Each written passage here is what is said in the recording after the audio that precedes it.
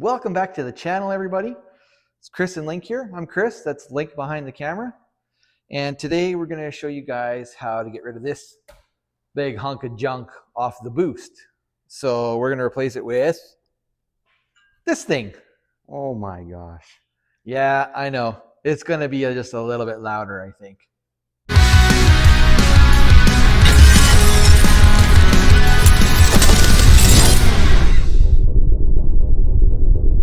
So you guys can see step one, we took the hood and the side panels and everything off. Step two, we got to pull this intake out. So there's these two plastic rivets here, and then there's this clamp here. And then we're just going to take this off and set it over to the side so we don't have to disconnect that air sensor. Okay, so now we've got this loosened off, which I should have told you guys is a 7mm. We got these plastic nuts out. So we just kind of got to pull this right out and off to the side like this. Okay. So now this is exposed. Next, we've got to loosen this V-band clamp down here. And I think you got to take the nut all the way off for it to open fully. And then we're going to take this one off as well. And we might be taking this one off to remove the wastegate, but we'll get to that in a second. And when you got to go loosen all these off because we have to get to the springs that are down in here and the springs that are here. And then this muffler, which is sitting on a post, takes a lot to lift up. Hey, okay guys, so the next step is this band clamp and this band clamp off the muffler, and we removed both of them, and you actually have to take the nut right off. The bolt stays in place and then the clamp comes apart. So those are both off, and now we've got to remove the spring here that holds this on and these two springs here that hold the wastegate on. And then also I got my buddy Kirk here today, so if he makes any noise or anything, we'll tell him to be quiet while we're filming, but we got to help him do his truck too. Anyway, okay, we're gonna take these springs off. Okay, so we got the springs off of here, and we're just going to pull this kind of little wastegate piece off. Slide it out, so that's off. Just be careful you don't damage this gasket here, okay? Next, we have to pull these two springs, and there's two more back here off of the pipe to the turbo. Next, guys, we've got all the springs off the turbo. We got to pull this exhaust sensor out of the pipe. It's a 17mm. And it's pretty tight. This might be too long to kind of get in from the backside and turn. So we're going to try and find a shorter wrench, and then we'll get on there and pull that out. Okay, we got the exhaust sensor out, and whew, that was close. It had anti-seize on it, guys. I had to go wash my hands right away before I turned into the Tin Man.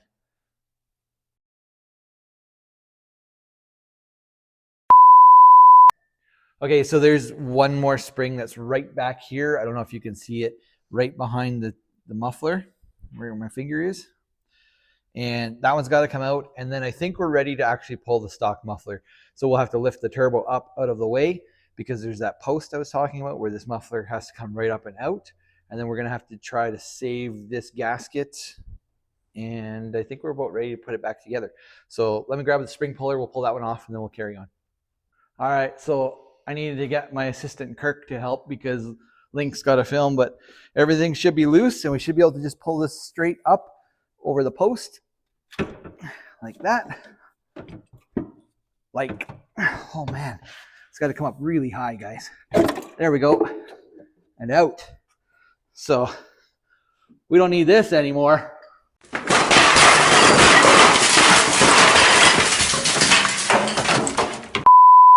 So this weird little metal thing is what was on the post on the stock muffler. So we're going to put that back in place, and then we're going to lift the turbo up so we can slide this back in. You want to make sure that the rubber mount on the frame here is in place too. So it should just be one of these.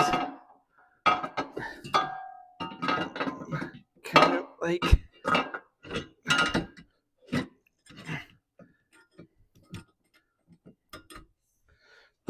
just like that. Okay, we got to grab a couple other things and continue on putting this back together. So we've got the turbo and the pipe kind of loosely in place, and we're going to put the exhaust springs from the pipe to the turbo back on.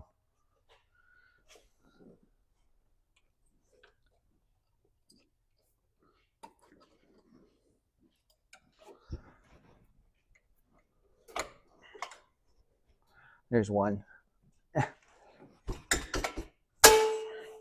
And we'll just do the other four. So next we have to take this bypass gasket off, We're lucky because it's brand new, so it came off very easily. We're going to slide that onto the MBRP pipe. Hang on, let me put this muffler down. And we're going to slide this on carefully onto here so we don't damage it.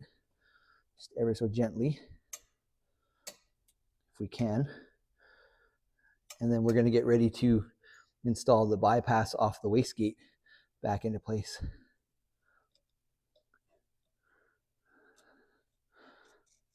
Okay, there's that part. So then this piece, so you can see there's a gasket right in here, should slide over the pipe and then into place on the, there we go, like that. So next we're going to put the springs back onto here and onto the pipe to hold it here so that this is nice and solid. And then we'll bring this gasket up and we'll tighten that clamp. Okay, so we got all the springs and everything back on, but I didn't quite like how this was fitting on there. So I just kind of gave it a tug and a pull like that. And this bypass slid down actually almost a 1/4 inch more than what it was. So we'll slide this back up like that. And then we'll attach the V-band clamp. Probably might have to take this nut right off.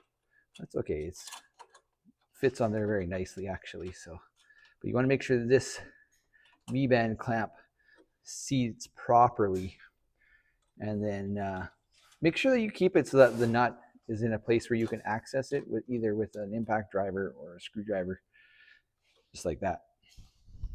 All right, so we've got the 2 turbo flange clamps like on the bypass and the turbo on, and then it came with this little extension. So we're going to hook that onto the spring, hooked onto the bracket. We'll tie it down into here, and then we'll put our exhaust sensor back into place. So let's take our spring puller, hook that on. Oh man. Oh, okay. I'm going to grab a different spring puller. Okay, guys, we got the exhaust sensor put back in there. Just want to make sure that you don't get any wires or anything routed in the wrong way. Here's your recoil, so make sure it's not in the way of that either. That's done. Now we're going to put this intake back on over the turbo. So this should just slide around and slide right onto the turbo. That, and then this piece should slide over the intake. We'll put those 2 plastic rivets back in, tighten up the clamp on the turbo, put it all back together, and then we'll give you guys a sound test. At the end of the video, we'll do a comparison of both. So there you go, guys. Installation is complete. Well, almost. We forgot one very, very important thing. The muff pot cooker. Because, like, really, there's nothing better than having a hot meal on the mountain. So we're just going to attach this, I think, kind of right where the 2 pipes come together. And we're just going to tighten the clamp up right there. And that's kind of a good spot. And we should have hot food up on the hill. All right, guys. So there you go. It's all done.